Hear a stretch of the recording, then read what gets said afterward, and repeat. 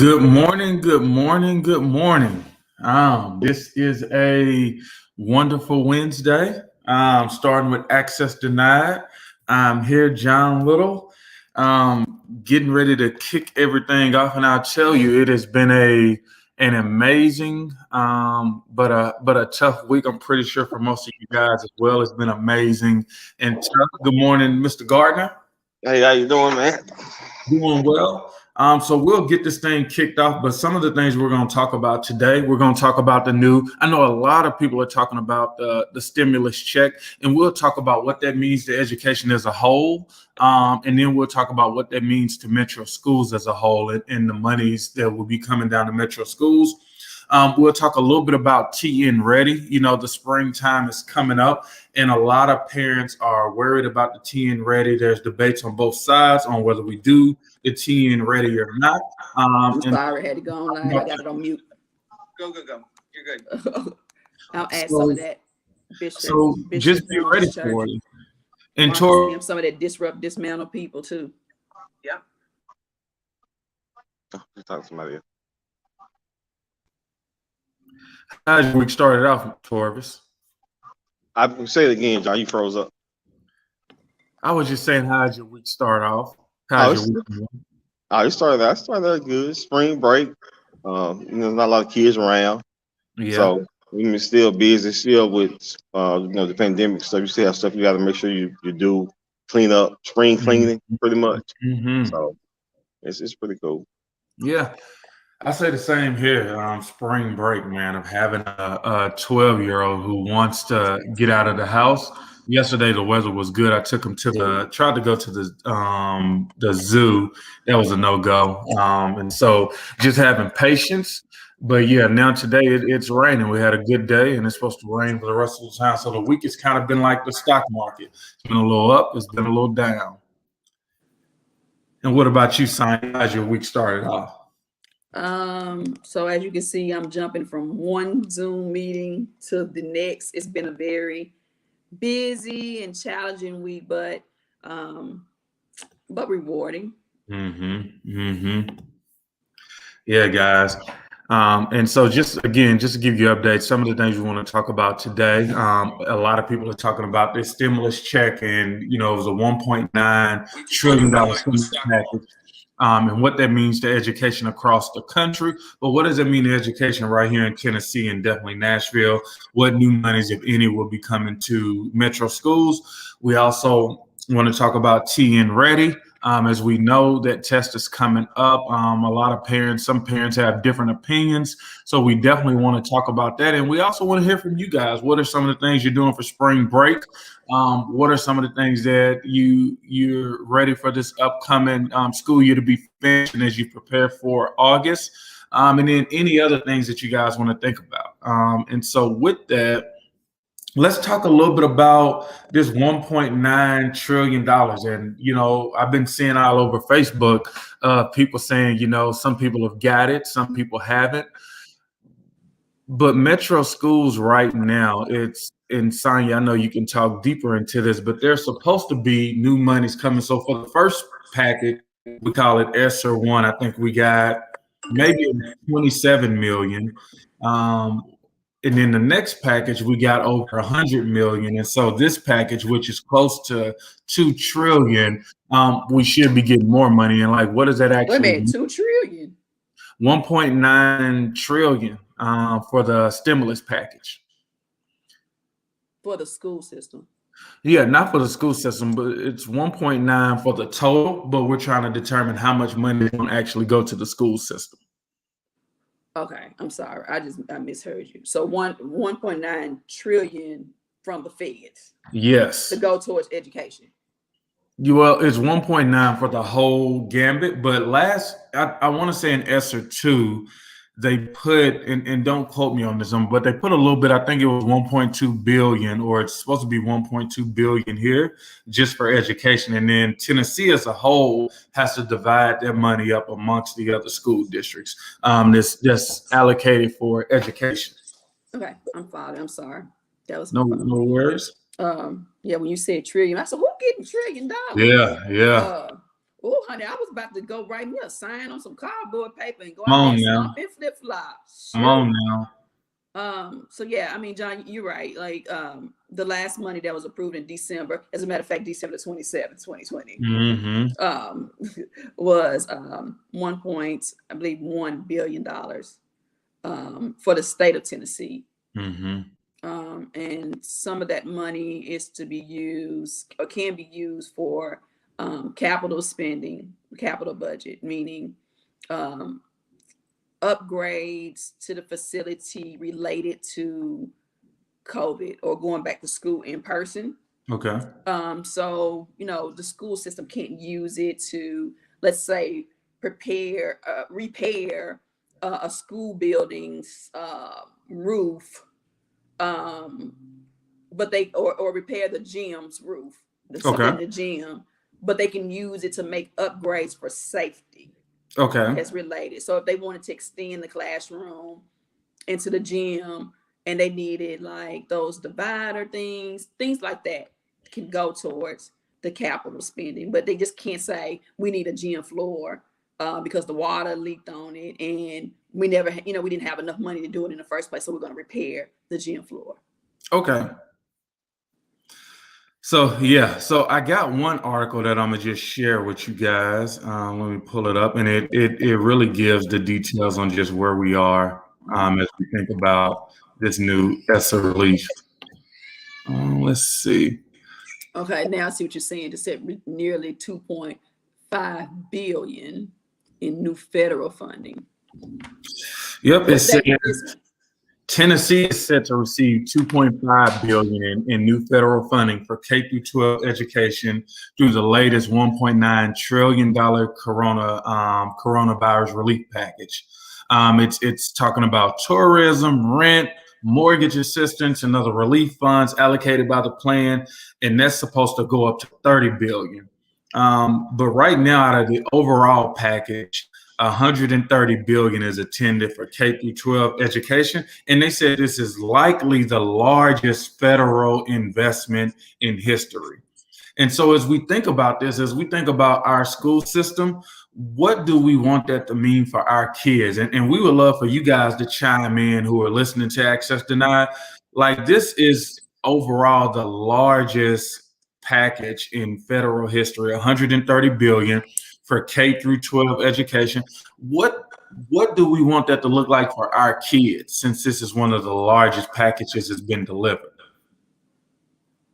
Man, our kids need to be going to Harvard. Like, let's just be real. Like, that's a lot of freaking money. And you divide it up by each kid. There is no reason. I don't want to hear Christian Buzz and nobody else say that we underfunded ever again. And I'm sorry, and I hope she hears me. But right now we are not underfunded. We are underprepared. We're underprepared to plan and execute that plan. Yeah, and Torvis, definitely want to hear from you, but I think I think I'm gonna start with the minimum, right? Just the minimum what we expect. And I see you, Jacqueline. You want to see smaller class sizes so students can get more individualized attention, and that's where I want to start it with just reading, right? We have talked about day in and day out where our reading is, where we want to go, and I think this opportunity, and Jacqueline says it best. These individualized plans, I think now is the time. I think now is the time to look at each student and say, we have the money for the next 2-3 years, and we are going to make sure every kid, we're going to call them by name. We're going to call Jason, Jacqueline, Johnny, Ronnie, like every kid in MNPS has an individualized plan that focus on definitely their reading, because we know that's been a pandemic in our community for decades. Lita says training for teachers to teach children how to read. Torvis, what do you think? I was gonna say that right there. With that type of money, it shouldn't be it's no excuses no more. Don't have the money. Okay, that's out. But you should be able to have you got the money to teach for teachers to take the class or courses to teach kids how to read. I see right now on Facebook, past 2 weeks, I've seen schools come on and talking about they got a wish list on Amazon, $1,300. Somebody came on yesterday talking about the school. Jerry Baxter need basketballs, jump ropes, and stuff like that. I'm like, where's all this money that they have? The kids should not want for anything. They should have everything that they need to be successful education. You should have smaller class sizes, individual learning plans. If they need tutoring, anything a child should need with that type of money. But I do not want to hear anything about a rainy day fund no more. It's raining in our neighborhoods every day. What you see outside right now? Say it again. It's raining in our neighborhoods every day. So stop trying to put some money in the rainy day fund. We need some umbrellas. It's raining so much on us. Yeah. Wow. It's hard. It's heartbreaking. But I want to be optimistic. Yep. And I hope and I pray. I hope and I pray that this money is used for the betterment of our children and of our school system. But it's also going to take some being. I'm looking for something. That's why I'm looking down. It's going to take some accountability, and it's going to take some transparency. And I'm looking for a tweet by Megan Mangrum from the school board, and she tweeted us a quote from Dr. Changus. Okay. And basically, he used wordplay about learning loss. And, we can't afford to do that. We got to call out what it is. He says it's not learning loss in the sense that they did make scale score gains in terms of academic growth, but they didn't make the growth we'd expect in a year's time. That's wordplay. Either you grew, you progressed, or you didn't. And he said it best. Where are the expectations here? To avoid the fact that children have learning loss, it's anti-child. It's anti-child. Wow. We know that all of these children have suffered. Now, there's some children that, some parents are saying they're kind of flourishing in the virtual learning setting now. So what about what they lost when they were in person in years past? If they are catching up now, that's good, but they have experienced some learning loss for a parent to make that statement. Oh, they're doing better now. Well, why come they wasn't doing better then? So the wordplay has to stop. We got to call a spade a spade. Keith Thomas says, who was in charge? Go back, John. Who's in charge of allocating the funds? So the funds come from the federal government down to the state government. And what happens is there are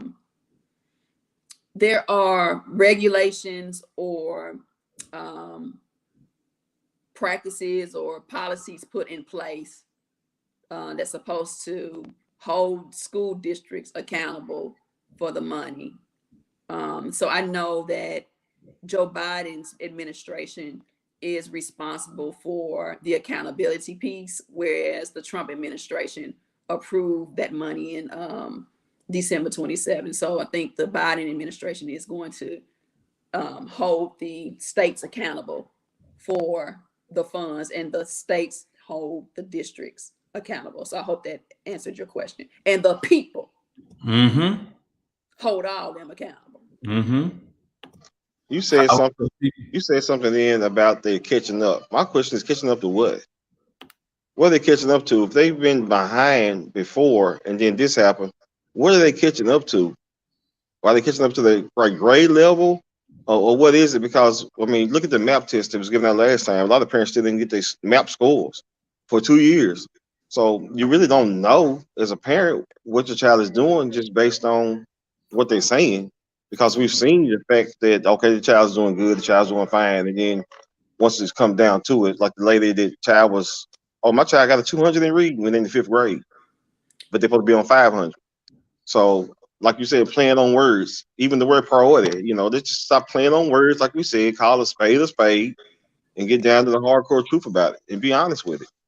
I think, and I want to say this, that when I think about the truth, parents question everything, question everybody, there you find the truth. But also, let's talk about grace. And I always tell people God owns all of grace, first of all, Yes. first of all. But if we were in control of grace, being transparent about what's going on creates a space for grace to be given. And so when you have a school district that is transparent about where they are, what hasn't been done, but it comes to the table with a solution that includes partnership, not something that you throw down our throats, then I believe that parents and grandparents, we give grace when there's a solution and it's implemented correctly. Yeah, and I'm with you on that. I think the grace, but what I love about what we do, and I love about our parents. Like I see Lita on here, I see Chris. They were on the campaign call last night. It's, you have a ton of us who have been in the trenches. Like, I've seen Lita in her community doing surveys, like helping make sure people get food. I see Chris taking kids to Disney World. And so we have been doing the work, but I keep wanting to go back, right? Because people joke on people when they talk about this not even 1.4. I keep hearing billions and trillions, but this 1,400, not the 1.9 trillion, but the 1,400. And I just got to think and stop and say, how do we make sure we do something really right and successful and not spread ourselves thin with trying to throw things at the wall? And so when we think about our community, we think about the school to prison pipeline, we think about where our reading is, we think about poverty. Again, in the 60s, President Kennedy flew a man to the moon. It had never been done before. They had tried, things blew up, but they said, look, we're going to fly a man to the moon. And they went down, they hunkered down, and they created the process, and it was successful. And a man put his feet on the moon. So when I think about reading, right? When I think about Chris' story, when I think about the parents that Lita works with, like, we got to get reading right, because that's our modern day civil rights issue. If you can't read, you can't do anything. And so I want to go lofty, because when you got trillion, you want to do a lot, but I want to get really simplistic and ask, can we make sure for some kids, it's going to take $10,000 to teach their kid to read. For some kids, it may take $200, but I want to focus on making sure every kid can read. Back in the slavery, it was illegal. Right now in Metro Nashville public schools and across the country, every kid doesn't still get that right to this day. Yeah. We got so much work to do. Yeah. But we have so much to be accountable for. When you know better, you should do better. Mm-hmm. And there's so much money and there's so much evidence of things that work, such as the science of reading, the literacy. And I always liken it to having the cure for cancer. You got the money to buy the cure. You know the cure, but you don't give it to the people that need it. And that's what this controversy is about. It's about politics. It's about name play. wordplay, while we're sitting here watching learning loss right before our eyes. We've been every seeing single it. day. Yeah, we've been seeing it. First of all, we've been saying it. Yeah, So and they I just see. put a fancy name to it.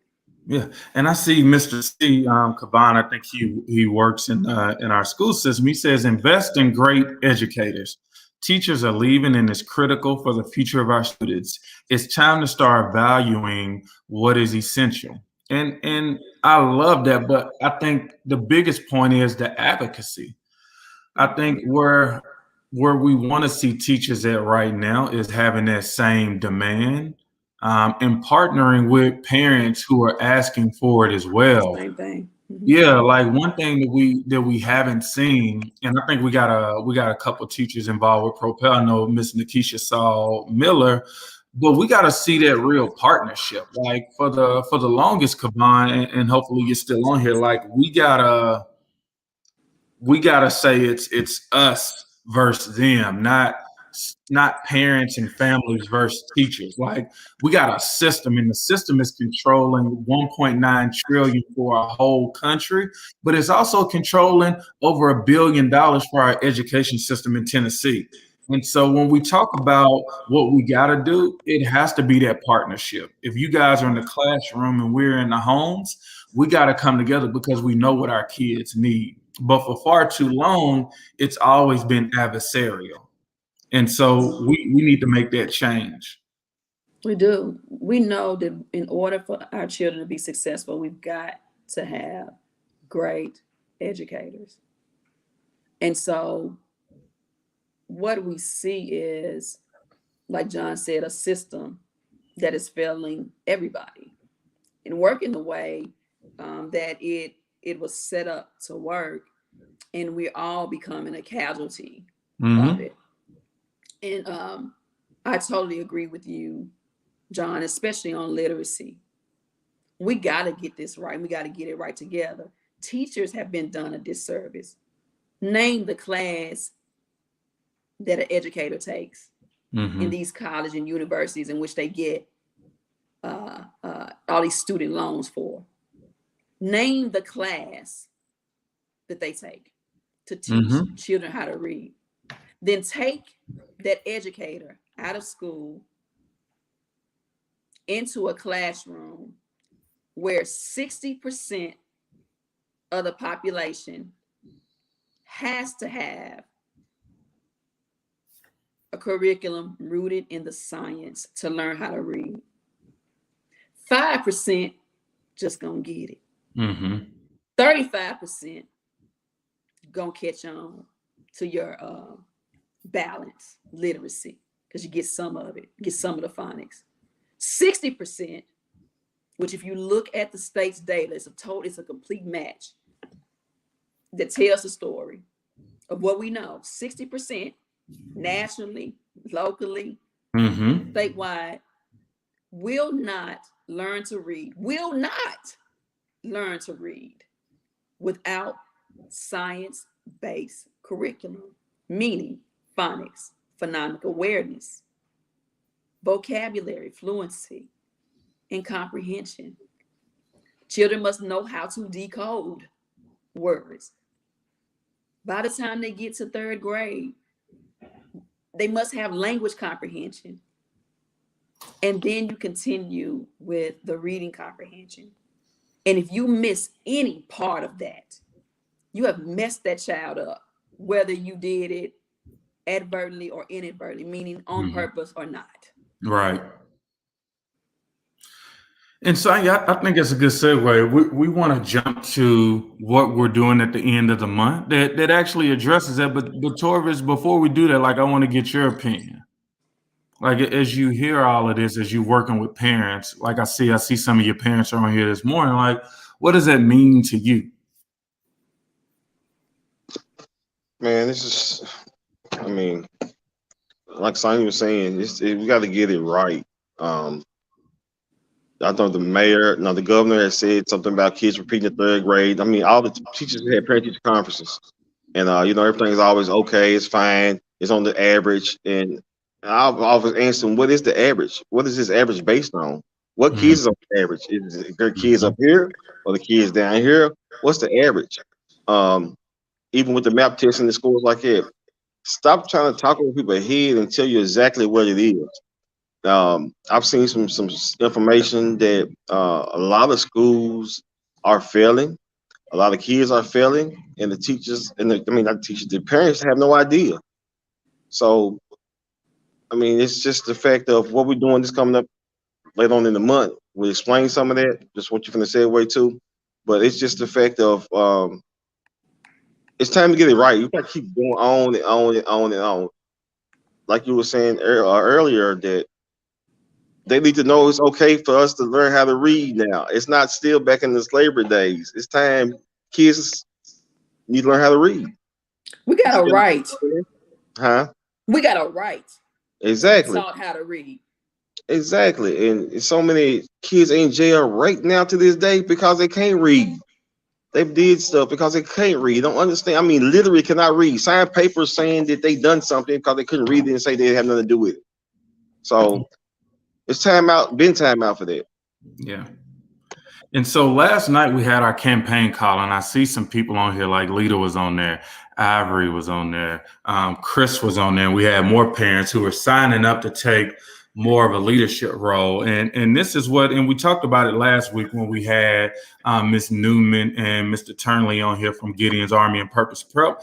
But one thing that we want to go back to is what we got as we think about this crisis, this pandemic, this epidemic. Like this is what we're planning on at the end of the month. And it's the third annual Get Your Priorities Straight Parent Summit.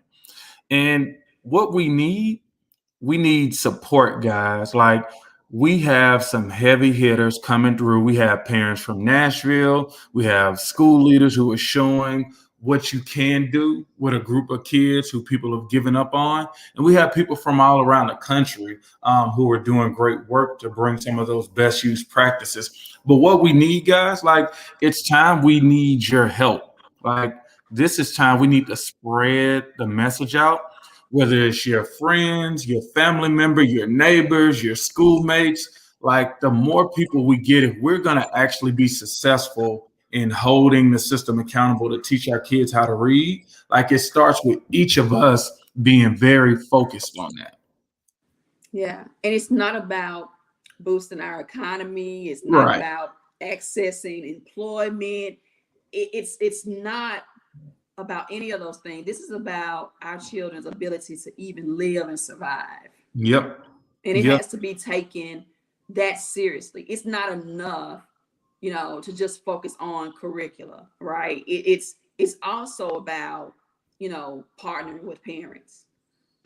It's about making sure our educators have the tools that they need to be proficient at teaching our children how to read and being able to measure that.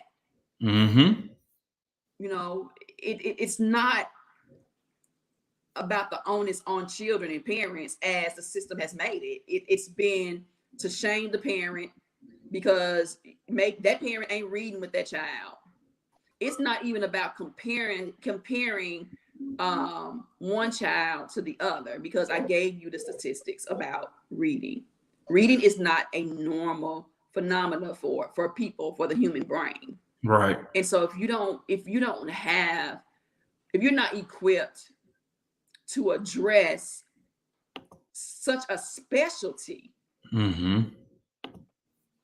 then of course you're going to go into a classroom and kids are going to be disruptive because they don't want you to call their name. Of course that child is going to have trouble focusing because they can't read. And when you're reading, it's almost like you go to another place. Reading should be about being in another place. And if you can't comprehend and read, you can't pay attention. You don't have any interest in it. And I wanted to paint that picture because I'm a struggling reader. And if I don't comprehend something, it may seem that my focus is off with it. And so are we labeling these children too, John? Well, I feel like that bill that's coming out, they trying to make laws label them because what you just said, some kids can't focus or something like that, and the teacher can actually the way it's set up now, they can just put them on out. But I had a conversation this morning with Angela Williams, and we was talking about starting early. You know, Yeah. she was talking about the part about reading 30 minutes to a child. That's not working. We've been saying it's not working, and she was talking about we need to do something as far as starting early. Even Christian the Bug said on a call we had, the kids come to us 2 years behind when they first come in. So that's a problem. So we need to start fixing that from the beginning. Early childhood development. We need to start then. Mhm. Stop waiting to the third grade to decide if they can read or not. That's too late. Early literacy is very important. So being Mhm. able to um, relate to pictures, being able to sound out letters and take the sound and relate it to the letter. Mhm. Um, and parents, we have our summit coming up, and John just put up the registration. We're going to drop the registration link also into the comments. Mhm. Um, Parents, from last night, you know what you're tasked with. Let's get her done. We want to make sure that our summit is an experience where parents understand the literacy crisis, and they understand what we need to do in order to make a change. Mhm. Yeah, and Tiara says yes, ma'am, and Ria says early literacy is fundamental. But I was just going back to what are some of the things I did when it was a deficit in my life, right? So, for example, when my Sonya said when kids can't read, what is the first thing they do? They act out, right? They make sure they're not going to get called on and highlighted for reading because they don't want to get laughed at. And so, back in our day, and I'm starting to date myself, but we used to call it busting a sag, right?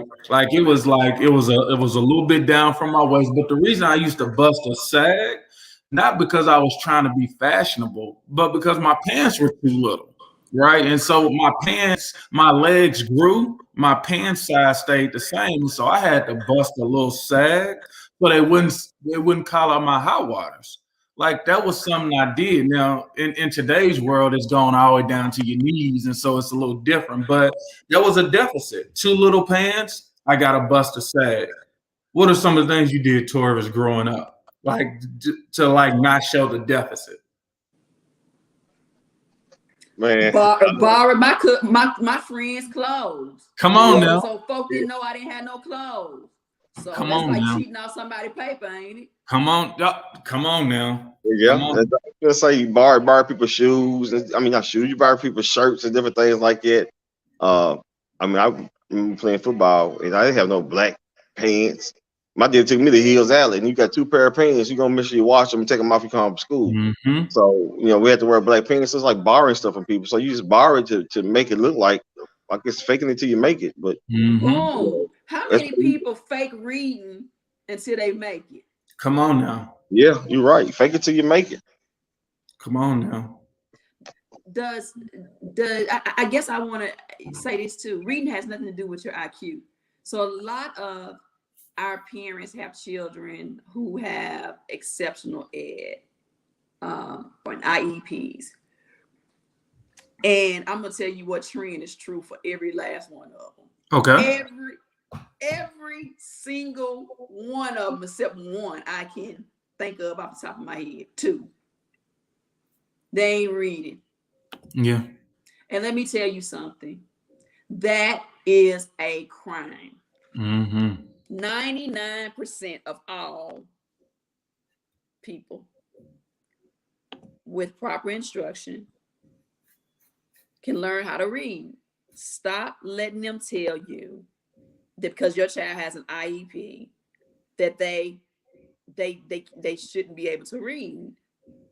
And parents, we are going to educate you on what does it mean to know how to read. What does it look like? What does it smell like and taste like? So as you're partnering instead of fighting with people, you know exactly what your child deserves. You know your child's right and what it means to have the right to be taught how to read. And so on, what's that date? The 29th of March, we will continue after our summit with a special guest who will talk to you about the science of reading. And we'll continue to educate our parents. Yeah. So we have some good things coming up. But we need the support. And I just want to say how much we appreciate everybody that's been on this journey. This is what it's all about in building collective power. It's identifying a need. What is the problem? Do we all agree this is a problem? Can we do anything about it? Is there a real pathway to victory? If so, how do we get to that pathway of victory? And what we're doing right now is how we get to the pathway of victory. We have to not wait on Superman. That was a movie, waiting on Superman to come and save our kids. We are all superheroes right here. My son for spring break got me watching all the Marvel movies. And so I forget, Avengers, Civil War, Winter Soldier. But it's everybody was a superhero, but they all had to come together at one point to defeat the villain. And that's what we got to do here. Rhea is a beast. She is very strong in what she does. Tiara, is very strong. Ivory is up and coming, right? She like the Spider-Man on the. She my little twin. Oh, she's my little protege. Come on now. And we gotta come together and demand. And we have made it to the door, right? The door is almost broken down. We did the disrupt and dismantle. We have had our protests. We've had our fellowship. We've had our meetings with the district, and we are really close. And it's so easy to take a step back and say, "I ain't got time." I ain't got time. But I'm gonna tell you, this is not the time to give up on not even just our own kids, because that's not what we do, but to give up on other kids from parents who need the support. It was unfortunate. I was reading the Tennessean, and the woman, unfortunately, who was involved in the accident with the police officer last week, she was also in the Tennessean about 10 years ago because, her auntie had adopted her, and the Tennessean wrote up an article about how they needed to change the law.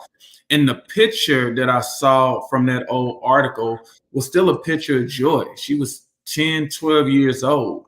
But her auntie, who became a guardian, say she struggled. She struggled in school, and it was very apparent. And she lost her. She said she couldn't do enough for her. And I don't want to do that for our kids again. I want to say this to the system and anybody that's listening. Stop slow walking our kids. Say there's this thing, I might be telling too much. That's a term that's used in a hospital. I've heard medical professions say slow walk them. That's somebody who is near death. And if you do CPR on them, it's not going to help them. Yeah, not enough. And so it's called a slow walk. I told it. I don't care. I tell the truth. Yeah. Stop slow walking our kids. They on life support. Stop slow walking them. Stop putting together plans to have no sense of urgency. People do what they want to do in relationships, whatever. People gonna do what they want to do. And this system and systems across the country have got to want to make sure with all your might and all your heart, and you got to be serious, just like you wanted your position you got in that license, just like you wanted your car. People do what they want, what they want. So stop slow walking our kids. Stop putting together plans that, well, we can only address K-3. What about this country goes to war and we don't leave dead soldiers in another country on the battleground? I'd be damned if you're gonna leave our kids on the battleground. What about the 4th through 12th graders? What about the people that did not get the proper reading instruction? Good, thank you. I'm glad you're trying to get it right now.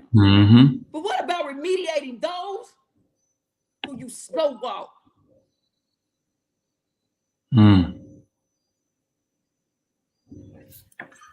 We are close, guys, but we got to kick down this door. It's not Thursday for Throwback Thursday, but one of the pictures that I wanted to highlight was a press conference we had to do after people thought that it wasn't newsworthy to stand up for a family who was being discriminated against in our school system. We talked about Freedom Fridays, like that was the pushback against the system. When we went to the school board, we're fighting on behalf of our families. And this picture right here was like, for me, the opportunity, it was like power in it, right? You see Lita back there, like holding it down, who has been in the trenches herself. You see Victoria, who has just become a powerhouse, and Michelle, who had gone through our fellowship, like sending the message and putting people on notice. And those were one of the first days of where it started, where people were on notice and they realized that as parents in Propel, this was a long game. This wasn't any 3 or 6 month ordeal you were going to have to deal with. Like, you were going to have to deal with us for the long term. And when I see Angela, like I just met Angela about 3-4 months ago, I'm like, oh, this lady is another powerhouse. Rhea, I've been knowing Rhea since my days at Hardman Park. I'm just seeing some leadership in Rhea, like, oh, like these, like we are not playing, but we got to continue to grow the movement. Absolutely. It's a whole movement out here, and there's going to be a long game. And parents, I want to clear something up because I don't like missing words. And I've got to help you to change your mindset, and I'm going to paint a picture for you. Early literacy is not even something that you own. Let me help you to understand this. If teachers are not taught how to teach children how to read, how do you know how to teach children how to read? I'm saving you from something. Because if you walk around thinking, okay, we need to do early literacy, starts at home. You're your child's first teacher. If the damn teacher don't know how to teach them how to read, how you gonna know? What manual did they come? John, you get a manual when y'all left the hospital the other day? Not at all. I can tell you, it's I'm learning as I go. Okay, so did it tell you? So everybody sent you books and stuff. Yep. Did you get a manual that taught you how to decode words? Nah. This was hard. This was hard. Yeah. I know y'all didn't want to hear. I know this was hard. I'm not fussing at you. Yeah. But what I'm not gonna do is let people shame you and blame you. Come on now. We work for parents and grandparents. We don't work for the system. Come on now. And the system, although there's good people in the system, has messages just like everybody else. We're gonna start with early childhood literacy. Parents, I'm going right back to it. It starts at home. You're your child's first teacher. Well, hell, teach me what to do with a child in early literacy. It's still the onus. It's not directly on the parent. The system is bound. The system has the they have to be able to help parents to be able to teach children how to read. in early literacy. We've got all these nonprofits about early literacy. The parent partnership has to be there. The resources have to be the correct resources. And there's some good, people doing some good things, and they're really trying. But again, let's go back to spending all this money to get the same result. Yeah. So I'm gonna tell the truth, and it's gonna hurt some folks' feelings. Them bookmarks, great. Them reading to kids, wonderful. But there is a science to reading, and everybody must teach it. Then you don't miss nobody. You don't miss children with issues with learning disabilities, dyslexia. You will, if you practice and have curricula on the science, listen to me, you won't miss none of them. And white parents have known that, dyslexic parents. My good friend Anna Thorson has been advocating for many years for herself and for kids.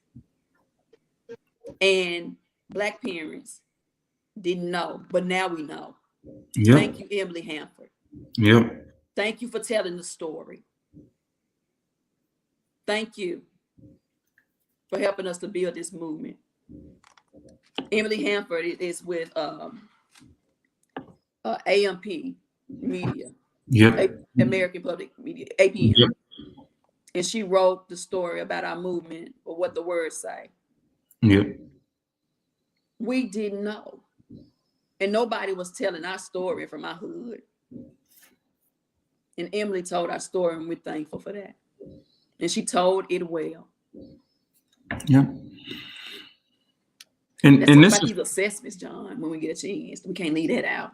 Okay, yeah, I'll read this and then we'll go right into the assessments. But it says, we appreciate the recognition by President Biden and Congress of the important role public education plays in the success.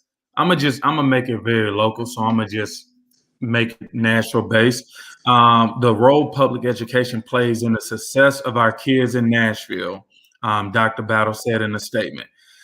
These billions of dollars will help us build upon our programs to sustain and accelerate learning progress among our students, while also establishing the operational investments needed for safe, high quality learning and teaching environments. And I hope when she says operational investments, I hope that's the personalized learning plan of making it robust.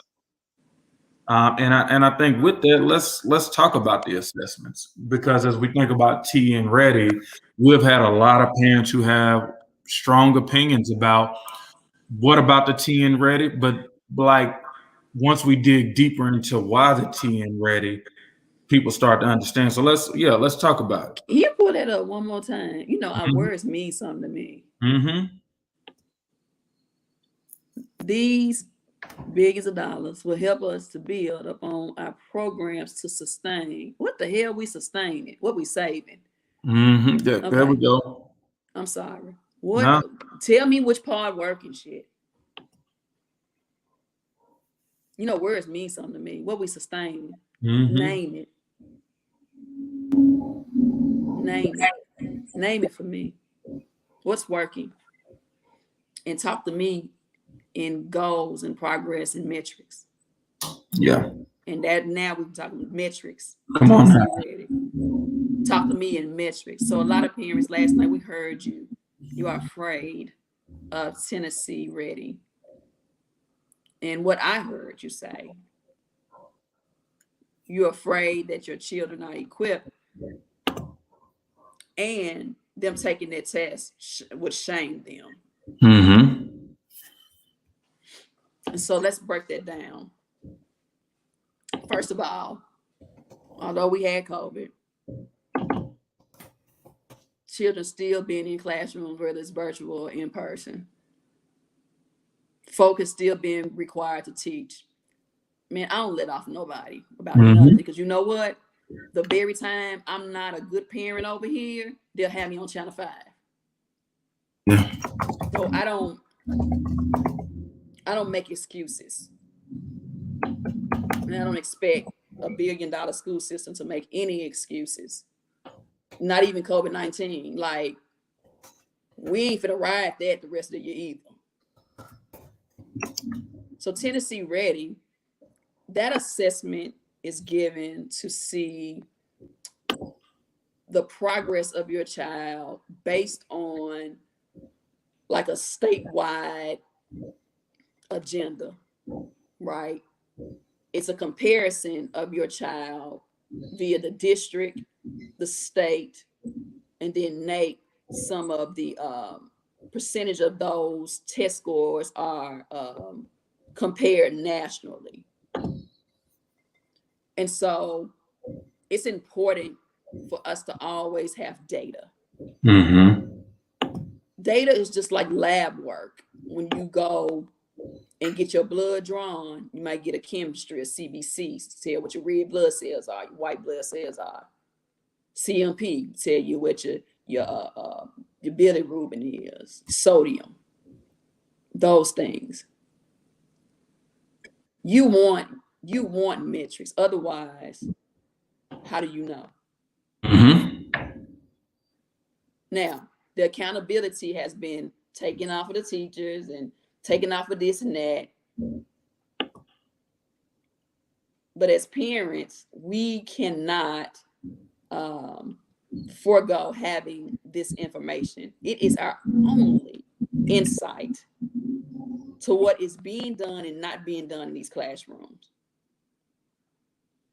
And so you cannot wordplay, or you can't be double-minded with data. Either you want it or you don't, because then people have the opportunity to play a game with you when you say you don't want it right now. Well, you didn't want it then, so we ain't gonna give it to you. Right. This data is also the data that where we see where the priority schools are. This data identifies the disparities between the disadvantage and the advantage. And this data is not about shaming your children. And it's not an indictment on you and what you've done and what you didn't do. This is an indictment on the state of Tennessee and the school districts about what they did and what they didn't do. Period. And I'll drop the mic. Yeah, but that's where we are, and you guys see where we're going. Be on the lookout. Please keep checking in on us. Thank you guys for the parents who jumped on the campaign call. Have our fellowship for our new cohort, the second class tomorrow. Looking forward to seeing you guys. Our largest cohort, I would say this year, but this year is so early, but largest cohort this year. And they are ferocious and they are ready for the information. So we look forward to seeing you guys tomorrow. Torvis, any parting words? No, I mean, stop playing on words. We can play on words too. T space N ready. Tennessee not ready. Mm-hmm. They better get them priorities straight. Come on now. Register, guys. You do not want to miss this. When I tell you there's so many powerful people, and what do I mean by that? These are mothers and fathers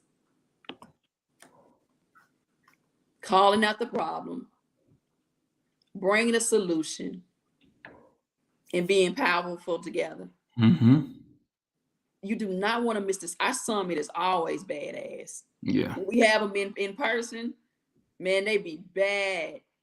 I mean, we had 117 people, parents and grandparents in the rain at Kirkpatrick, our last one. In the rain on a Saturday morning. MNPS ain't doing that. They ain't had no meetings like that. It was so many black folks in that gym. The Mayor Bride, bless his heart. How you doing, Mayor Bride? Walked in there, saw all them black parents, and turned around and walked out. He was like, "Hey, how you doing?" Yeah. Like, what, nobody gonna do nothing to you? Yeah. We had just had a meeting with him a month before. He put together a kitchen cabinet. We had coffee. Me and Tremaine went. And I asked him, to just come to our summit and listen.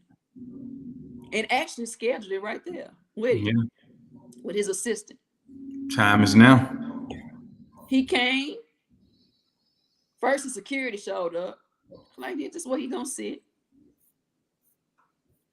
Then his assistant was in Dara at that time. She was the education. Education person. And they all looking around. And then he came in there and saw them black folk. I don't know what he thought. We wasn't gonna hurt him. We don't hurt nobody. I don't think he's ever seen anything that powerful before. But then when we did our what did we do? When they had to run off. What we when we had the forum, this right here. When we had our forum, he came. He came and he talked. He realized that we building a whole movement out of here. Mm-hmm. So that summit where he turned around and walked out was in March, and we didn't do nothing to him. We was happy. Some of our parents had never even seen the mayor before and were in tears. Mm-hmm. And they cried and they said, we never seen a real life mayor. And they were excited that he would come to our event, and then he walked out. And I think that he was sorry for that. And he came to our mayoral forum, which he was running for office too, so he needed votes. So I'm just gonna tell the truth. But the power of parents, although this is virtual, we need every parent from MNPS, white, black, struggling, non-struggling, every teacher, white, black, Hispanic, every Hispanic parent, every Asian parent. It doesn't matter, because we all got blood going through our veins, and we all have the right to be taught to read. We need everybody. We welcome educators. We welcome government. We welcome parents, grandparents, children.